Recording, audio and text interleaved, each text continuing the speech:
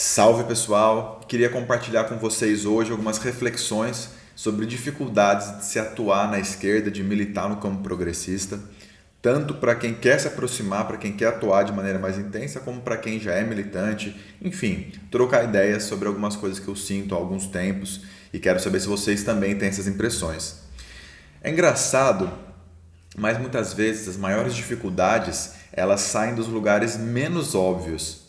A gente que tem uma atuação tem adversários políticos declarados. Isso é bom, isso é normal. A gente vive brigando, tem embates profundos com pessoas corruptas, com conservadores extremistas, reacionários retrógrados, gente que quer entregar o nosso país, acabar com os direitos do povo, gente que não pensa numa sociedade mais inclusiva e democrática.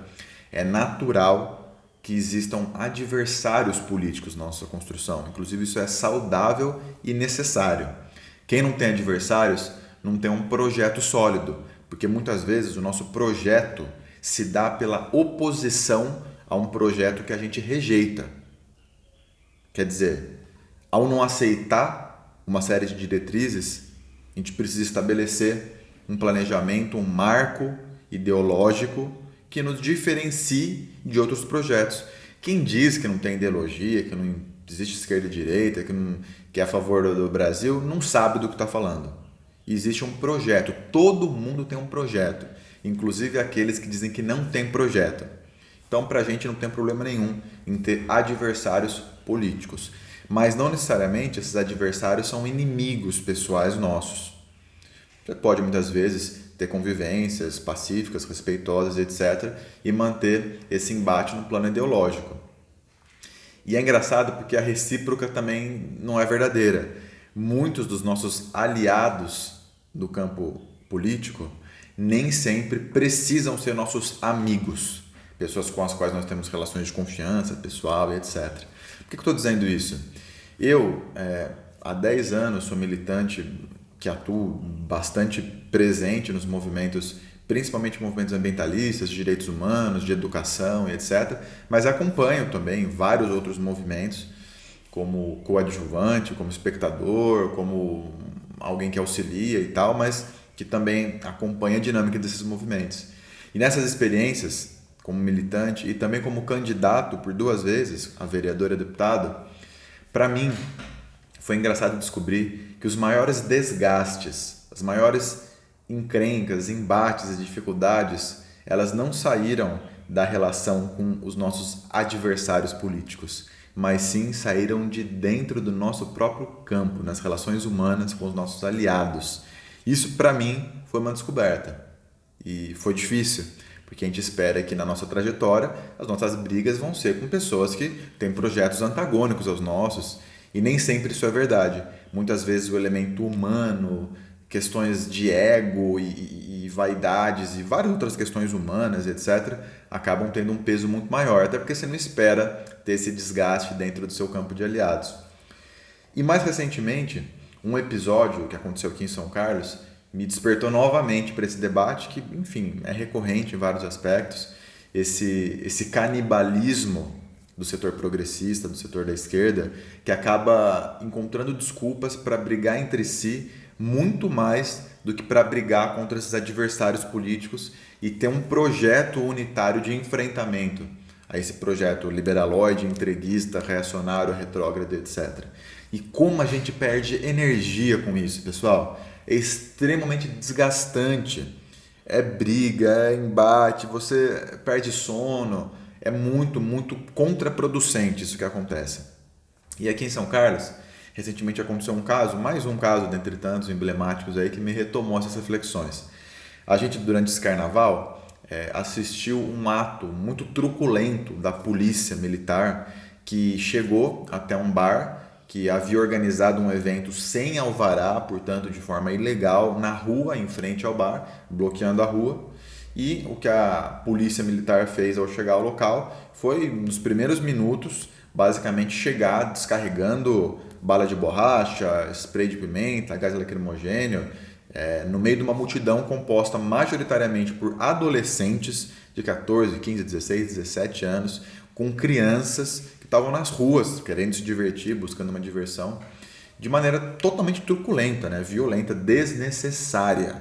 E aqui eu friso, nossa crítica não é a instituição policial nesse caso, que é muito importante, tem o seu papel de preservar a segurança pública, etc., mas que nesse caso, pontualmente, agiu de maneira óbvia, com desnecessária violência. Bom, dito isso, no mesmo dia, muitos alunos, eu sou professor, muitos alunos me procuraram, mandaram mensagem denunciando o absurdo, mandando vídeos, e eu me posicionei nas redes sociais, assim como outras pessoas, contra esse tipo de truculência.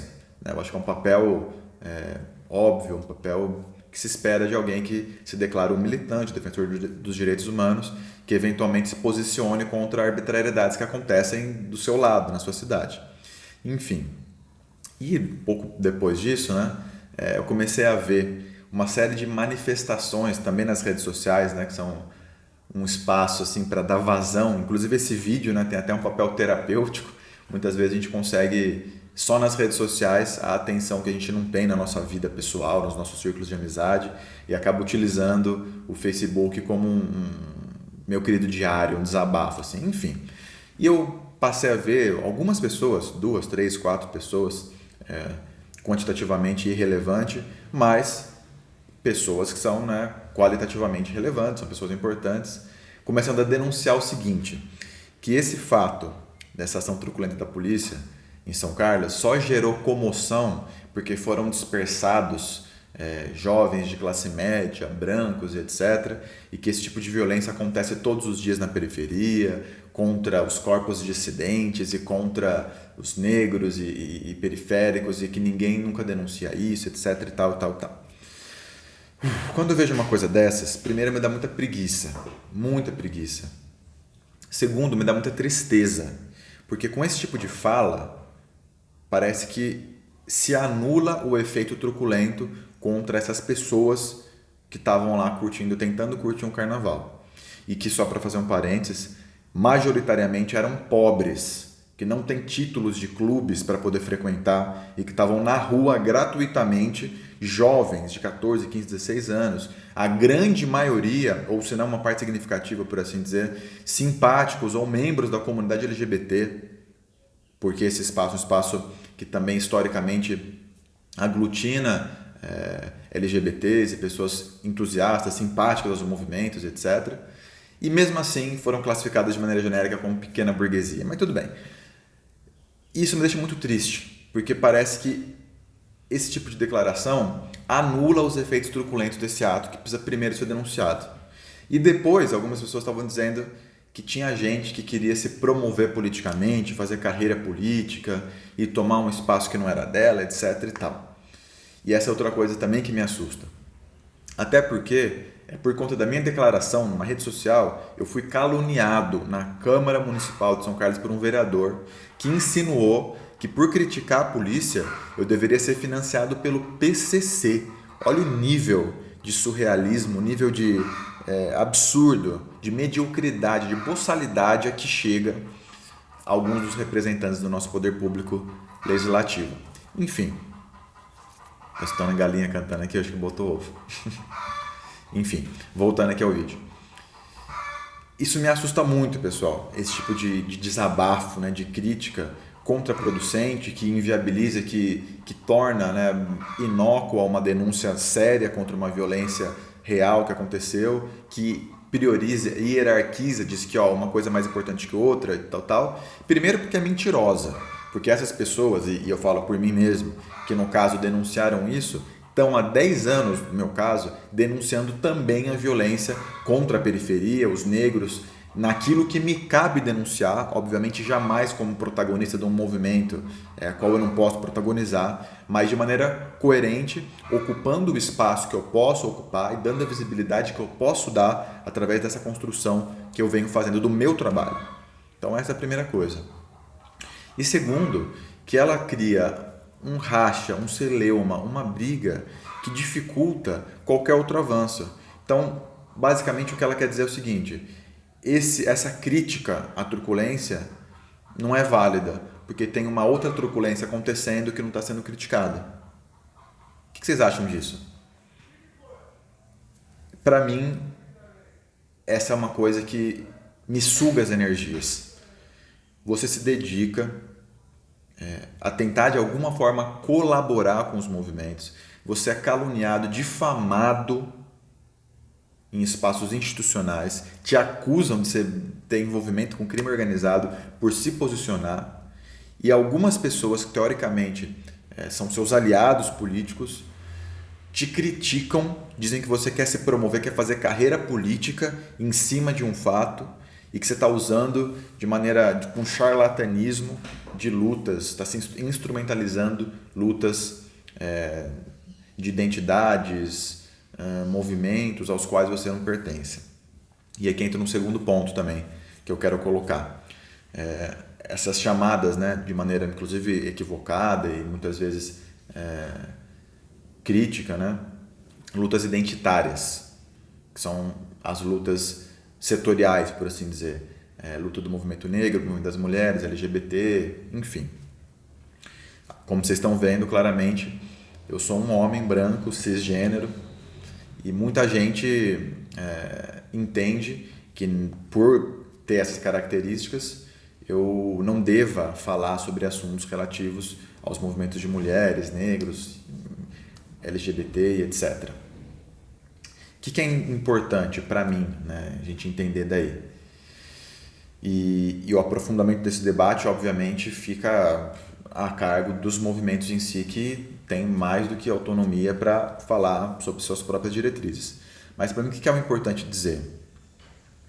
Eu não estou aqui para fazer um vitimismo, dizer, olha, eu sou um homem branco, cisgênero, eu não posso falar, longe disso. Mas eu estou aqui para dizer que o meu projeto de país e de mundo é um projeto que vai de encontro, que se une aos projetos vocalizados por esses movimentos. Eu quero um país inclusivo, eu quero um país onde as mulheres de fato possam ocupar os espaços institucionais, onde não exista, onde a gente consiga erradicar o machismo, o feminicídio, a violência contra a população negra, periférica.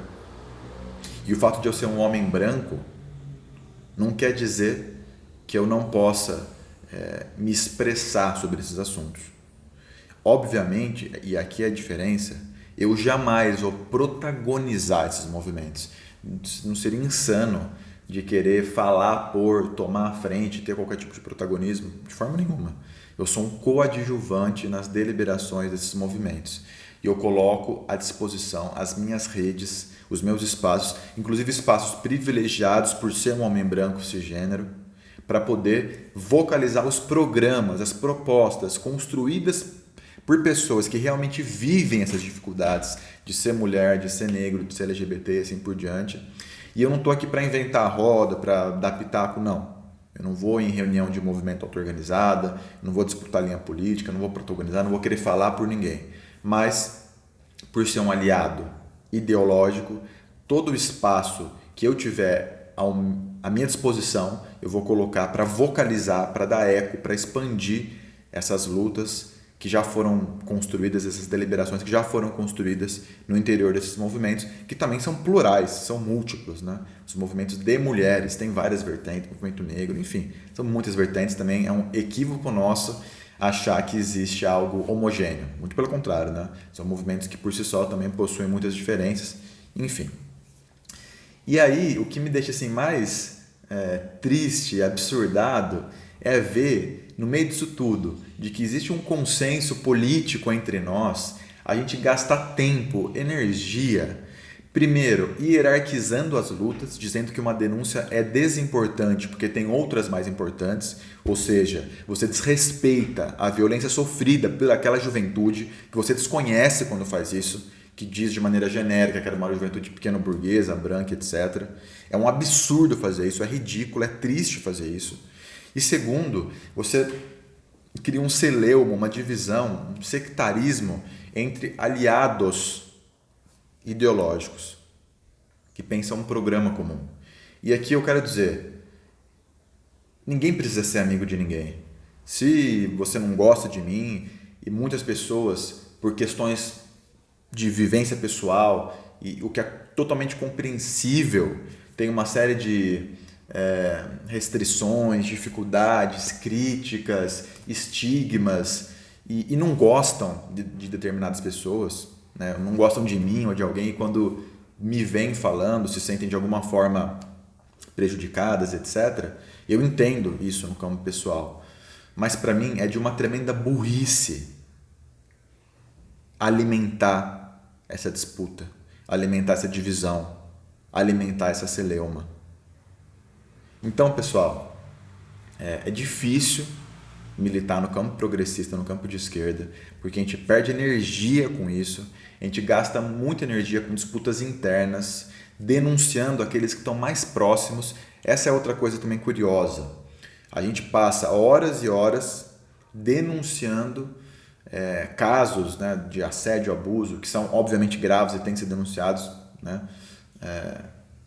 99% deles de pessoas que estão conectadas, estão próximas a esse campo ideológico, político, e muitas vezes não gasta 1% dessa energia para ir buscar esses casos, né, de assédio, abuso, violência, etc., em espaços onde as pessoas que são vítimas desse abuso e assédio sequer têm a chance de saber que existem movimentos contrários de resistência, as pessoas que estão nas periferias, justamente, a população negra, pobre, periférica e tal, que nunca ouviu falar de feminismo, que nunca ouviu falar de movimento negro, que nunca ouviu falar de movimento LGBT.